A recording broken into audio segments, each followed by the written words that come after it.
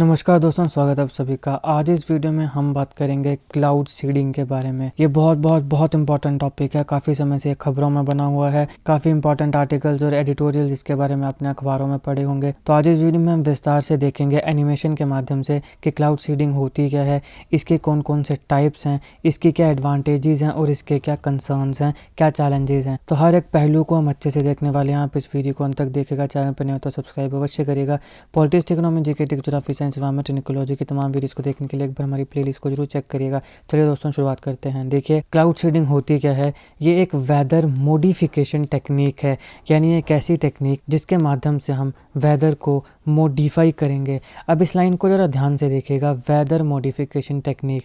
सबसे पहले हम देखेंगे कि कैसे हम वेदर को मॉडिफाई करेंगे बारिश कराने के लिए, और अंततः जब हम इसके चैलेंजेस या कंसर्न्स को देखेंगे तो यही इसकी डिसएडवांटेज भी बनेगी। तो ये लाइन अपने ध्यान में रखनी है कि क्लाउड सीडिंग है क्या, एक वेदर मॉडिफिकेशन टेक्निक है। अब एक ऐसी टेक्निक है जहाँ पे हम कुछ सर्टेन सब्सटेंसेस को इंट्रोड्यूस करते हैं। किस में इंट्रोड्यूस करते हैं? क्लाउड्स में इंट्रोड्यूस करते हैं। तो ये इंट्रोड्यूस हो गए, ये कुछ सर्टेन सब्सटेंसेस हैं जो कि हमने क्लाउड में इंट्रोड्यूस किए। क्यों इंट्रोड्यूस किए जाते हैं? ताकि इनकरेज की जाए precipitation in the form of rain, ये बारिश, या फिर इन द फॉर्म ऑफ स्नो, ये स्नो है।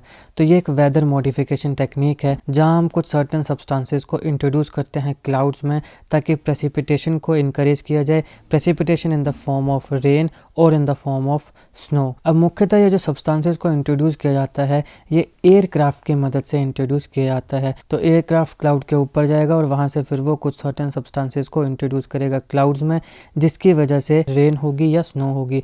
अब ये सारी की सारी प्रोसेस कैसे होती है वो हम आगे अच्छे से देखेंगे, तो आपने कंफ्यूज नहीं होना है। अब देखो, क्लाउड सीडिंग में ध्यान से देखिए, ये एयरक्राफ्ट आया, ये क्लाउड है। एयरक्राफ्ट ने कुछ सर्टेन सब्सटेंसेस को इंट्रोड्यूस किया क्लाउड्स में, जिसकी वजह से यहाँ पर इनकरेज की गई precipitation in the form of rain और स्नो। अब यहाँ हम बार बार बात कर रहे हैं सर्टेन सब्सटेंसेस। तो यहाँ पे ध्यान से देखिए, ये सर्टेन सब्सटेंसेस आखिर हैं क्या, कौन कौन से सब्सटेंसेस को इंट्रोड्यूस किया जाता है। तो ध्यान से देखिएगा, सारे सब्सटेंसेस को मैं बताने वाला हूँ, इससे आपके एग्जामिनेशन में सीधा सवाल आ सकता है। तो आता है अमोनियम नाइट्रेट, फिर silver iodide, potassium iodide, dry ice. Dry ice क्या होती है? सॉलिड कार्बन डाइऑक्साइड को ड्राई आइस बोलते हैं। ध्यान रखिएगा, ये बहुत बार सवाल पूछा गया है कि ड्राई आइस होती क्या है, सॉलिड कार्बन डाइऑक्साइड। बहुत बार सवाल पूछा गया है, इसको ध्यान में रखिएगा कि ड्राई आइस जो है उसको क्लाउड सीडिंग में भी यूज़ किया जाता है, और ड्राई आइस होती क्या है? Solid carbon dioxide. फिर आता है लिक्विड प्रोपेन, जो कि फर्दर गैस में एक्सपैंड हो जाता है। फिर आता है कैल्शियम कार्बाइड, सोडियम क्लोराइड और यूरिया कंपाउंड्स। अब ये सारी चीज़ों को यूज़ किया जाता है क्लाउड सीडिंग में। यहाँ पे silver iodide, potassium iodide, calcium carbide, sodium chloride, इनका सबसे ज़्यादा यूज़ किया जाता है, मगर बाकियों का भी यूज़ किया जा सकता है। तो ये सारे सर्टेन वो सब्सटेंसेज हैं जिनको इंट्रोड्यूस किया जाता है क्लाउड्स में ताकि प्रेसिपिटेशन को इनकरेज किया जा सके रेन के लिए या स्नो के लिए। ये होती है क्लाउड सीडिंग। हमने क्या किया, क्लाउड्स में हमने कुछ सीडिंग्स डाले जिसकी वजह से बारिश हुई या तो स्नोफॉल हुई। अब देखो, प्राइमरी गोल क्या होता है? प्राइमरी गोल होता है प्रेसिपिटेशन को इन्हेंस करने का उन एरियाज़ में जो एरियाज़ फेस करते हैं वाटर शॉर्टेजेस को, जहाँ पे पानी कम होता है, या फिर ड्रॉट्स को, जहाँ पे ड्रॉट कंडीशंस होती हैं या फिर वाटर शॉर्टेज होती है। वो एरियाज़ जो इन प्रॉब्लम्स को फेस करते हैं वहाँ पे प्रेसिपिटेशन को इन्हेंस करना इसका प्राइमरी गोल होता है। या फिर वो एरियाज़ जहाँ पे वाटर रिसोर्सेज जो हैं वो क्रिटिकल हैं, जैसे कि एग्रीकल्चर में, या फिर आपके हाइड्रो इलेक्ट्रिक पावर जनरेशन में, या फिर इस प्रकार के बाकी जो पर्पसेस होते हैं। तो ये सारे के सारी जगहों पे इन्हांस करना प्रेसिपिटेशन को, ये प्राइमरी गोल होता है क्लाउड सीडिंग का। अब सवाल है कि ये काम कैसे करता है। सबसे पहले आता है सिलेक्शन ऑफ द क्लाउड।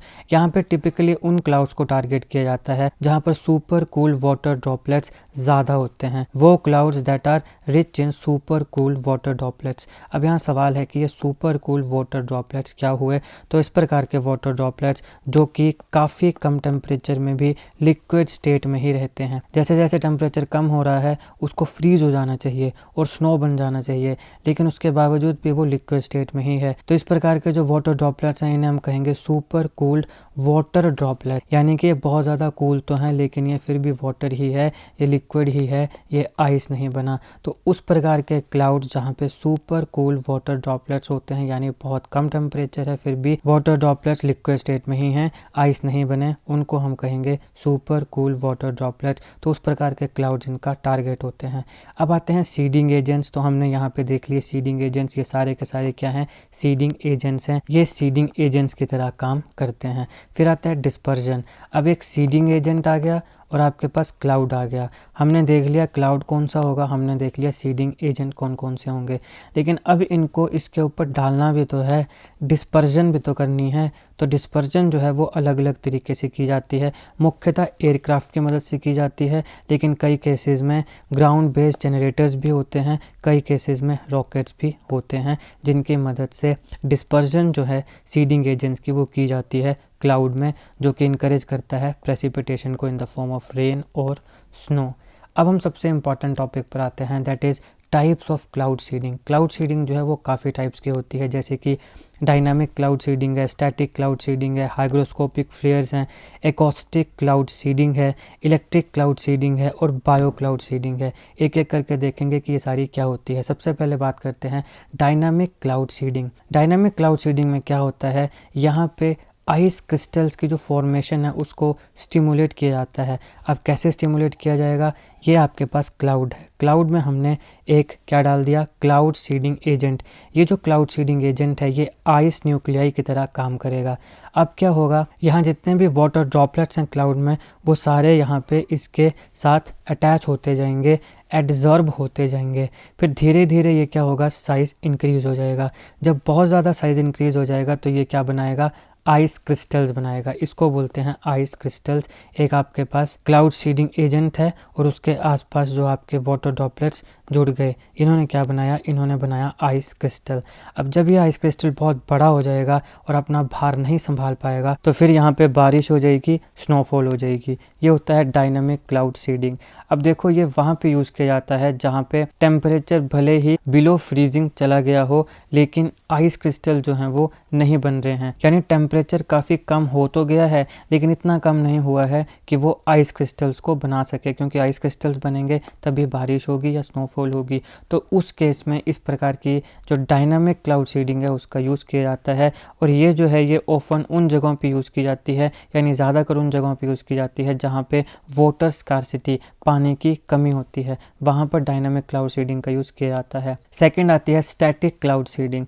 अब यहाँ पर भी सेम वैसी ही चीज़ होती है लेकिन यहाँ पे मॉइस्चर को इंक्लूड किया जाता है। तो मुख्यतः जो वार्म क्लाउड्स होते हैं उन क्लाउड्स में रेनफॉल को इन्हेंस करने के लिए स्टैटिक क्लाउड सीडिंग का यूज़ किया जाता है। अब देखो यहाँ पे होता क्या है, ये आपके पास एक वार्म क्लाउड आ गया, तो इसको थोड़ा वार्म दिखाने के लिए मैंने अलग कलर में थोड़ा पेंट किया है, तो आप इसको समझ जाइएगा कि ये वार्म क्लाउड है। अब यहाँ पर भी हमने क्या किया, जो हमारे पास क्लाउड सीडिंग एजेंट है उसको हमने डाल दिया। अब यहाँ पर भी क्या होगा, जो वाटर ड्रॉपलेट्स हैं इसके साथ जुड़ने लगेंगे, लेकिन इसके साथ साथ ये जो है, ये देखिए ये है आपके पास मॉइस्चर, जो एनवायरनमेंट में मॉइस्चर है। तो अब देखो ये जो क्लाउड सीडिंग एजेंट है ये यहाँ पर क्या करेगा, ये यहाँ पे ये जो मॉइस्चर है इन्हें भी अट्रैक्ट करेगा और अपने साथ जोड़ लेगा। अब यहाँ पे धीरे धीरे वाटर ड्रॉपलेट्स, मॉइस्चर और आपके पास क्लाउड सीडिंग एजेंट, ये सारे क्या होंगे, कोलेज। कोलेज का मतलब होता है संगठित होना। धीरे धीरे संगठित होते जाएंगे और संगठित होने से फिर इनका जो साइज़ है वो इंक्रीज़ होगा, लार्ज होता जाएगा, और जब ये अपना भार नहीं उठा पाएंगे तो बारिश हो जाएगी, स्नोफॉल हो जाएगा। ये होता है स्टैटिक क्लाउड सीडिंग। तो डायनामिक और स्टैटिक में फ़र्क क्या हुआ कि डायनामिक में हमने मॉइस्चर का यूज़ नहीं किया, स्टैटिक में मॉइस्चर का यूज़ भी हो रहा है, बस यही फ़र्क है। अब जहाँ पर भी ज़्यादा मॉइस्चर होता है तो उसको हम क्या कहते हैं कि बहुत ज़्यादा ह्यूमिडिटी है, ह्यूमिड एनवायरनमेंट है। तो इस प्रकार की जो स्टैटिक क्लाउड सीडिंग होती है ये वार्म क्लाउड सिस्टम्स में होती है जहाँ पे ह्यूमिडिटी का लेवल काफ़ी हाई होता है। और ये जो स्टैटिक क्लाउड सीडिंग है इसका यूज़ मुख्यतः एग्रीकल्चर रीजन्स में होता है, रेनफॉल को इंक्रीज करने के लिए, या फिर वाटर रिसोर्सेज को इन्हेंस करने के लिए, या फिर ड्राउट जैसी कंडीशंस जो होती हैं उनको मिटिगेट करने के लिए, जहाँ पे वार्म क्लाउड्स प्रीडोमिनेट हैं, यानी वो एरिया जहाँ पे वार्म क्लाउड्स भी होते हैं और वहाँ पे ड्राउट कंडीशन अगर बन रही है तो उसको मिटिगेट करने के लिए इस प्रकार की क्लाउड सीडिंग का यूज़ किया जाता है। फिर आती है हाइग्रोस्कोपिक फ्लेयर्स। हाइग्रोस्कोपिक का मतलब होता है वाटर एब्जॉर्बिंग, जो वाटर को एब्जॉर्ब करते हैं। तो यहाँ पर क्या होता है, हम क्लाउड्स में हाइग्रोस्कोपिक केमिकल्स जैसे कि कैल्शियम क्लोराइड इनको रिलीज़ करते हैं। फिर ये क्या करते हैं, जो क्लाउड में वाटर पार्टिकल्स होते हैं उनको अपने साथ जोड़ लेते हैं, अट्रैक्ट करते हैं, एब्जॉर्ब कर लेते हैं। यहाँ पे देखो हाइग्रोस्कोपिक वाटर एब्जॉर्बिंग, तो ये हाइड्रोस्कोपिक केमिकल है कैल्शियम क्लोराइड। ये क्या कर रहा है, ये जो वाटर ड्रॉपलेट्स हैं इन्हें एब्जॉर्ब कर रहा है। उसके साथ साथ ये जो आसपास यहाँ पर भी मॉइस्चर है इसको भी एब्जॉर्ब करता है। इन सारों को एब्जॉर्ब करके जो साइज़ है वो इंक्रीज़ हो जाएगा, और जब ये अपना भार नहीं उठा पाएगा तो बारिश हो जाएगी। तो यहाँ पर क्या हुआ कि जो वाटर मॉलिक्यूल्स होंगे उनको एब्जॉर्ब किया गया हाइग्रोस्कोपिक केमिकल्स के द्वारा।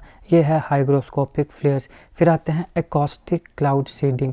एकॉस्टिक का जो मतलब है वो साउंड के साथ जुड़ा होता है, आवाज़ के साथ जुड़ा होता है। तो यहाँ पे क्या करते हैं, एकॉस्टिक क्लाउड सीडिंग ये एक्सपेरिमेंटल टेक्निक है जहाँ पे ग्राउंड बेस्ड या फिर एयरबोर्न जो एकॉस्टिक जनरेटर्स होते हैं उनका यूज़ किया जाता है साउंड वेव्स को प्रोड्यूस करने के लिए क्लाउड्स में। तो ये मान लीजिए ये है एक एकॉस्टिक जनरेटर, इसने साउंड वेव्स को प्रोड्यूस किया क्लाउड्स में। उससे क्या होगा, जो क्लाउड्स में वाटर मॉलिक्यूल्स होंगे वो सारे दोबारा कोलेज हो जाएंगे, यानी संगठित हो जाएंगे, और फिर साइज़ में बड़े होने लगेंगे, और जब बहुत ज़्यादा बड़े हो जाएंगे साइज़ में तो बारिश कर देंगे। तो यहाँ पे एकॉस्टिक क्लाउड सीडिंग, यानी ये जो हमने कोलेज करवाया वाटर मॉलिक्यूल्स का क्लाउड में, वो with the help of sound करवाया, जो साउंड वेव्स हमने प्रोड्यूस करी क्लाउड में। तो ये हुआ एकॉस्टिक क्लाउड सीडिंग। फिर आता है इलेक्ट्रिक क्लाउड सीडिंग। तो ऑब्वियस ये बात है, यहाँ पे इलेक्ट्रिसिटी का यूज़ होगा, तो यहाँ इलेक्ट्रिक चार्ज का यूज़ होता है। यहाँ पे सिल्वर आयोडाइड या कैल्शियम क्लोराइड, इस प्रकार के जो इलेक्ट्रिक चार्ज मॉलिक्यूल्स होते हैं उन्हें हम क्लाउड में रिलीज़ कर देते हैं।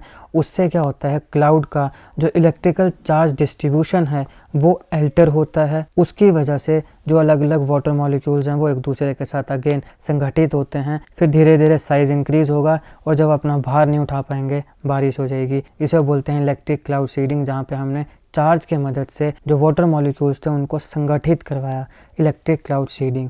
और अंत में आता है बायो क्लाउड सीडिंग। बायो का मतलब होता है लाइफ, यानी यहाँ किसी न किसी लिविंग ऑर्गेनिज्म का यूज़ होगा। तो मुख्यतः किसका यूज़ होता है, बैक्टीरिया का। तो कुछ रिसर्चर्स ने अभी एक्सप्लोर किया है कि बैक्टीरिया को भी सीडिंग एजेंट यूज़ किया जा सकता है। ये भी आइस न्यूक्लाई की तरह काम कर सकता है। एक बैक्टीरिया को जब क्लाउड में डालेंगे तो वो भी प्रेसिपिटेशन को इन्हेंस कर सकता है। तो जहां हम बैक्टीरिया का यूज़ करेंगे तो वो बन जाएगी बायो क्लाउड सीडिंग। बायो का मतलब ही क्या होता है, लाइफ। अब हम बात करते हैं इसके एप्लीकेशंस की। बहुत ज़्यादा एप्लीकेशन है। सबसे पहले आता है ड्रॉट मिटिगेशन। ड्रॉट माने सूखा, तो अगर किसी एरिया में सूखा पड़ रहा है तो उसको मिटिगेट करने के लिए, उसको ख़त्म करने के लिए हम क्लाउड सीडिंग का यूज़ कर सकते हैं, वहाँ पे प्रेसिपिटेशन को इंक्रीज़ करने के लिए। पर्टिकुलरली ये काफ़ी वैल्यूएबल होती है एरिड और सेमी एरिड जो रीजन्स होते हैं वहाँ पे।